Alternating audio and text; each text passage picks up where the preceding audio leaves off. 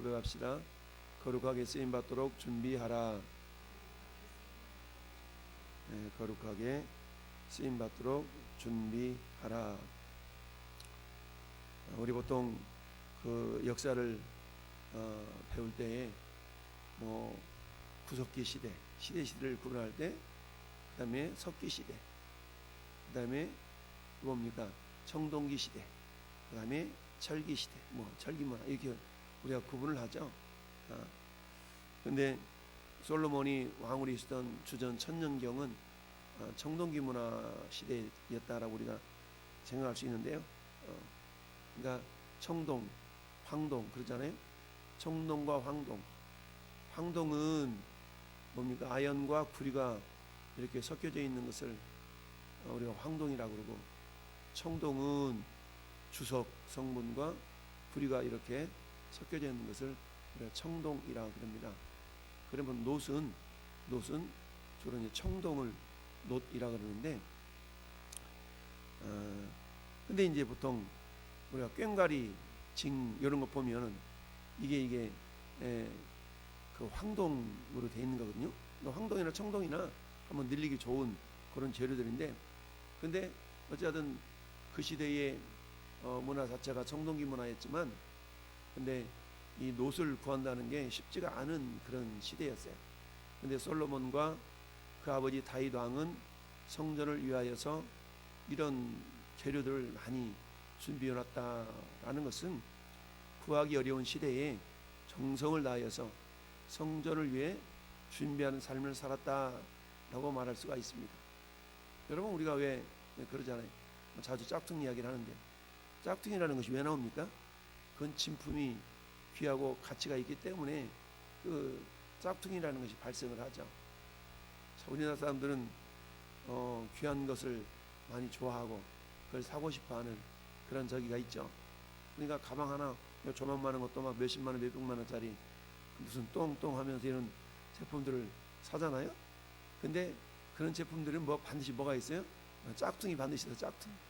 그래서 짝퉁이라도 들고 다니면서 짝퉁인데 마치 기분은 진품인 것처럼, 내가 짝퉁 들고 다니지만 사람들은 나를 저 진품 들고 다닌다 라고 착각하도록, 이게 인간의 그런 마음들이죠.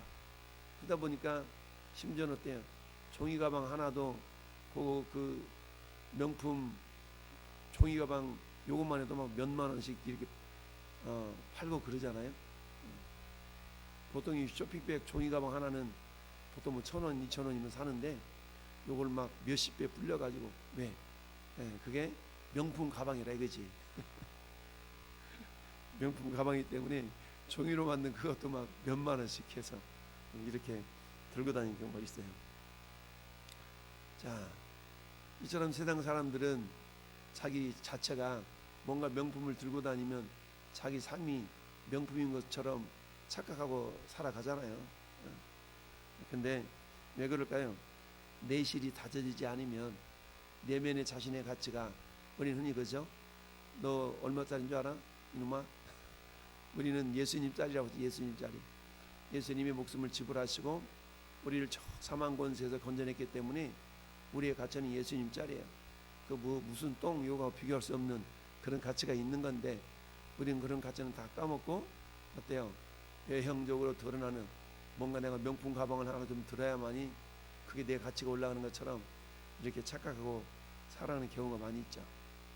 자, 솔로몬이 아버지 다윗을 통해서 품었던 그 성전을 아름답게 짓고 궁정도 왕궁도 짓고 이랬는데, 그 왕궁을 짓고 그 안에 있는 기물들을 만들며 있어서는 이 이스라엘 나라가 청동기 문화였지만 그것을 잘 이렇게 다룰 수 있는 기술자들이 없었다는 얘기는, 그만큼 이스라엘은 놋이나 이 구리 이런 것들이 귀했다라는 것을 의미합니다. 그러니까 그것들이 귀하니까 흔하다면 그걸 또 가지고 노는 사람들이 많을 텐데, 그게 귀하다 보니까 그걸 취급하는 사람들이 거의 없었던 거예요. 그러니까 두로왕 히람을 통해서 동명이인인 히람이라는 놋 전문가를 이렇게 구해서 성전에 필요한 모든 기물들을 두들겨 만들어서 펴서 주주 또는 또 부어 만드는 주조물이나 또는 쳐서 만드는 이런 물건들을 잘 만들 수가 있도록 했다라는 얘기입니다. 그래서 그러니까 성전 뜰에서 사용되는 도구들은 40절부터 47절까지 이건 노수로 주로 만들었어요. 그래서 성전 뜰에서 사용하는 기구들은 이게 노수로 만들었는데 이게 부어 만든 것이 많이 있었다. 그래서 46절 보니까 요단 평지에서 숫꽃과 사르단 사이에 찰진 흙에서 그것을 부어 내었더라. 이건 뭐예요? 이게 주조했다는 얘기. 주조란 말은 틀을 만들어 가지고 그 틀에다 이렇게 부어서 만들어내는 것이 주조잖아요. 이게 주조해서 만든 그런 도구들이 부삽, 솥 이런 것들은 성전 뜰에서 그야말로 재물을 이렇게 잡아서 피를 흘리고 그걸 씻어서 이런 데 사용되는 그런 도구들은 노수로 만들었다. 그런데 우리가 살펴볼 것은 48절부터 50절까지 성전 내부 지성소와 성소에 있는 그런 기구들은 전부 다 뭘로 만들었냐? 금으로 만들었다 라고 말씀하고 있습니다. 여러분, 금 그러면 보통 우리가 변하지 않는 것의 대표라고 생각하잖아요. 그리고 지금도 금값이 요즘 한돈 얼마씩 하는지 모르겠지만 굉장히 비싸잖아요. 금이 비싼 얘기는 첫째, 변하지 않기 때문에 그런 거예요. 변하지 않기 때문에. 두 번째는 희소성이죠. 희소성과 변하지 않는 가치가 있기 때문에 그게 이렇게 비싼 거죠. 귀한 겁니다.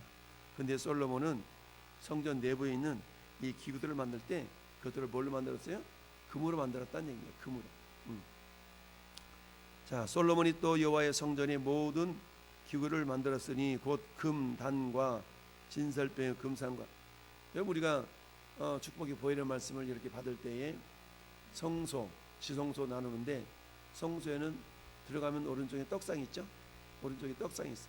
왼쪽에는 촛대가 있고 오른쪽에 떡상, 왼쪽에 금촛대. 그리고 그 휘장 앞에는 금향로가 있죠. 금향로. 그러니까 성소에 있는 건 세 가지. 떡상과 그 금촛대와 그다음에 분향단, 이 세 가지가 있었던 거예요. 이 떡상에는 그야말로 떡 12덩이를 만들어서 매 안식일마다 바꾸는 거예요. 그 떡이 일주일 동안 이렇게 굳어지지 않도록 만든 그런 기술도 있었던 것 같아요. 그렇게 해서 떡상. 떡은 뭡니까? 우리가 매일 먹는 하나님의 말씀을 상징하죠. 그리고 왼쪽에 있는 금촛대는 그 금촛대에는 어때요? 등불이 항상 꺼지지 않도록 불을 밝혀라. 우리의 기도의 등불이 꺼지지 않도록 해라 라는 거죠. 그리고 그 향로는 그 향로불을 가지고 이 안에 지성소에 들어가는 그런 어떤 불을 밝히는 그런 것들로 사용되어졌고, 그래서 이 기구들이 금이었다. 그리고 어때요? 그 안에 지성소에 이제 있는 것들도 금으로 만들었는데요. 근데 보니까 금단, 진설병, 금상, 그리고 내소 좌우에, 내소는 지성소를 말해요. 내소 앞에 좌우로 5씩 둘 정금 등대이며 또 금꽃과 등단, 이건 내소면 성소군요. 그래서 금꽃과 등잔과 불집게 이런 것도 금으로 만들었다는 얘기죠. 정금, 대접, 불집게, 주발, 숟가락, 불 옮기는 그릇, 또 내소 곧 지성소의 문에 금 돌적이. 여러분, 경첩 하나도 뭘로 만들었어요? 경첩도 금으로 만들었어요.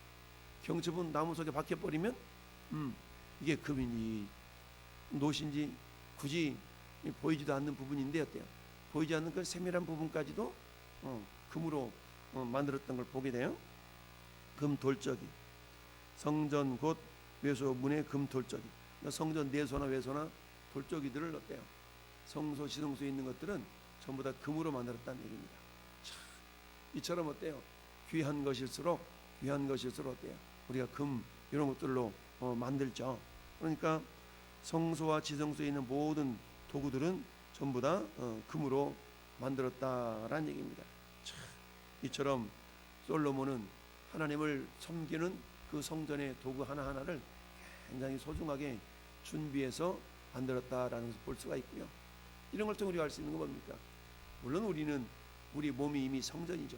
너희는 너희가 하나님의 성전인 것과 하나님의 성령이 너희 안에 거하시는 것을 알지 못하느냐. 이처럼 여러분, 이 성전의 변화가 저 에덴 동산 자체가 성전이에요. 하나님 함께 하시는 것이니까. 그리고 오늘 이스라엘 백성들이 이제 애굽에서 나와서 가나안 땅으로 들어가는 그 광야 40년 동안 하나님을 섬겼던 그것은 성막이라 그러죠. 텐트였어요. 그 텐트였지만 그 텐트 안에도 뭐 있어요? 지성소가 있었고 성소가 있었다. 그런데 모세를 통해서 만들었던 성소 지성소 규모는 솔로몬이 만들었던 성소 지성소 규모의 절반이라고 그랬어요. 그래서 지성소의 사이즈도 10규빗 10규빗이지만 솔로몬은 20규빗 20규빗 이처럼 규모가 절반에 이렇게 지나지 않았다라는 것을 말해요. 그랬던 성막이 이제 가나안 땅에 정착하면서 성막이 성전으로 된 거예요. 눈에 보이는 건물로서의 성전이 되었어요.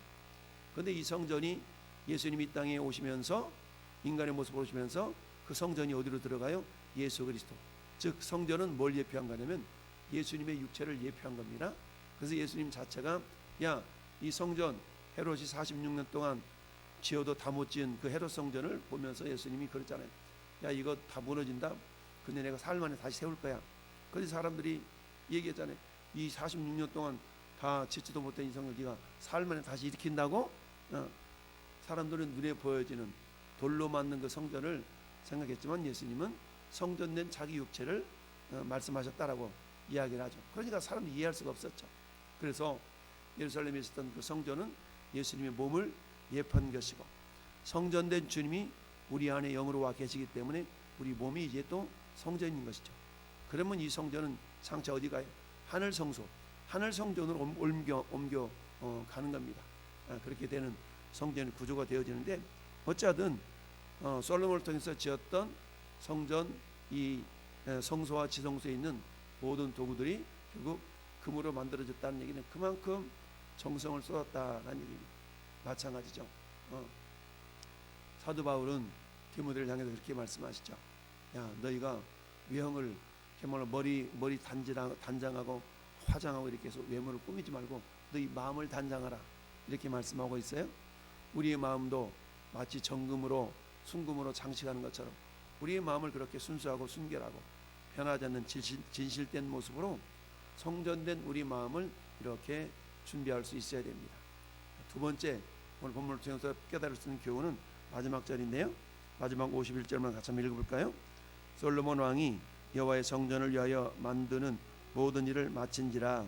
이에 솔로몬이 그의 아버지 다윗이 드린 물건 곧 은과 금과 기구들을 가져다가 여호와의 성전 곳간에 두었더라. 아멘. 여러분 51절은 뭘 얘기해요? 다윗이 성전을 이렇게 짓고 그리고 성전을 짓고 나서 땡이 아니라 그 안에 있는 기구들도 다 집어넣고 그 다음에 어떻게 됩니까? 그걸 사용하다 보면 닳기도 하고 또는 부서지기도 하고 이러지 않겠어요? 그럼 어떻게 해야 돼요? 그것도 또 보수하고 보충하고 이런 일들이 필요하겠죠. 다윗은 아들 솔로몬이 성전을 지을 때에 성전 지은 이후에 그걸 관리에 필요한 도구들까지도 미리 준비해 놨던 겁니다. 이처럼 철저하게 준비해서 그야말로 성전을 짓도록 했던 다윗과 그런 어때요? 그것을 또 그대로 잘 보관하려고 하는 그런 솔로몬. 그래서 하나님은 이스라엘 역사상 가장 위대한 두 왕을 뽑으라 그러면 다윗과 솔로몬을 뽑잖아요. 왜 그럴까요? 그만큼 하나님의 성전을 위하여서 또 다르게 말하면 하나님을 위하여서 최선을 다해서 섬겼던 모습이 있었기 때문에 하나님은 다윗과 솔로몬을 이스라엘의 가장 위대한 왕으로 인정받을 수 있도록 복을 주셨다라는 것을 볼 수가 있습니다. 그렇습니다. 오늘 말씀의 제목은 뭡니까? 오늘 말씀의 제목은 거룩하게 쓰임받도록 준비하라. 여러분 이처럼 성전 곳간에 이렇게 보관하고 있는 물건들은 언젠가는 쓰임받을 그런 존재들이에요. 그런 것처럼 하나님은 우리를 쓰실 때 그냥 쓰시는 법이 없어요. 전부 다 준비시켜서 쓰시거든요. 우리가 잘 아는 모세는 하나님께 40년 동안 쓰임받았거든요. 근데 모세의 인생이 120년이죠. 120년이 40년은 3분의 1이에요. 모세는 3분의 1을 하나님께 귀하게 쓰임받기 위해서 80년이라는 세월을 훈련받았다는 걸 봅니다. 여러분 하나님은 노아를 쓰시는데 노아가 120년 동안 준비해서 하나님의 심판을 이렇게 이루는 그런 도구로 쓰임받았다는 걸 봐요. 120년 동안 준비 기간이 있었다는 얘기입니다. 그것도 그런 것처럼 우리 주님은 어때요? 주님은 33년 반을 사시면서 3년 반 동안이 공생이었잖아요. 그러면 30년은 어떤 생이죠? 일반 사람들하고 똑같은 삶을 살았어요. 그 30년의 생애는 3년 반의 공생을 사시게 한 준비 기간이었다라고 말할 수가 있죠. 이런 것처럼 하나님은 성경상에 쓰임받은 모든 사람들을 거저 쓰지 아니하시고 준비시키시고 준비되어지게 하고 그런 가운데 하나님은 쓰셨다는 걸 봅니다. 오늘날 역시 마찬가지입니다. 저는 여러분들을 하나님은 쓰시기를 원하시는데 그냥 쓰시는 것이 아니라 반드시 우리를 준비시키셔서 쓴다라는 얘기입니다. 근데 여러분 생각해 보세요. 그 준비 기간에는 그저 우리가 설렁설렁 적당하게 이렇게 준비되어지지 않죠. 우리가 4년마다 돌아오는 올림픽이나 월드컵 어때요? 선수들이 그냥 선수촌에 들어가 가지고 합숙하면서 그냥 땀을 흘리고 힘들고 이런 가운데 선발이 되어져서 출전해서 그야말로 노메달, 메달도 없이 그냥 돌아오는 경우도 많잖아요. 메달이라는 한정된 숫자가 있는데 그걸 따내기 위해서 막 악착같이 훈련하고 연단받고 빚어져서 그 메달을 하나 막 얻어오기 위해서 그렇게 준비되는 것처럼 우리가 하나님 일을 위해서 살아갈 때도 마찬가지죠. 성경은 그렇게 말씀했어요. 디도서 2장 14절에 예수께서 당신의 몸을 우리를 위하여 내어놓으신 것은 우리로 하여금 하나님의 선한 일을 위하여 귀하게 쓰임받는 그런 존재가 되도록 위해서 그렇다라는 얘기입니다. 그래서 우리가 하나님의 선한 일에 쓰임받기 위하여서 우리 뭐하라? 준비되는 자가 되라. 준비된 자가 되라 라고 성경은 곳곳에서 말씀하고 있습니다. 오늘 하루도 우리가 저는 새벽을 깨어서 기도로 말씀으로 무장한 것은 뭐예요? 하나님 우리를 쓰실 때 언제든지 주님 내가 여기 있나이다 나를 쓰소서 라고 고백했던 우리 이사야 선자의 고백처럼 주님이 쓰시고자 할 때 언제든지 주여 내가 있나이다 저예요 저를 쓰세요 라고 우리가 자원하며 자발적으로 주님 앞에 나아가는 그런 믿음의 사람들이 될 수 있기를 예수님의 이름으로 축원합니다. 아멘.